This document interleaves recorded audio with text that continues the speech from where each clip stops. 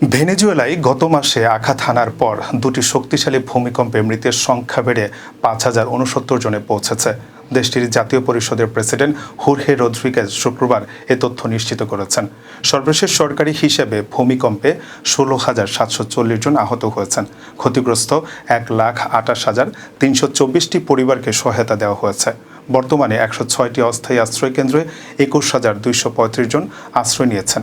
এছাড়া ১৭,৯০৭ জন এখনও স্থায়ী আবাসনের বাইরে রয়েছেন। সরকার জানিয়েছে দুর্যোগে ৮৫৬টি ভবন ক্ষতিগ্রস্ত হয়েছে।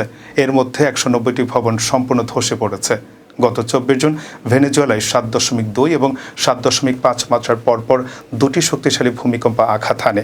এতে ব্যাপক প্রাণহানি ও অবকাঠামোগত ক্ষয়ক্ষতি হয়। দুর্গতদের সহায়তায় বিভিন্ন দেশও ত্রাণ ও উদ্ধার কার্যক্রমে অংশ নেয়।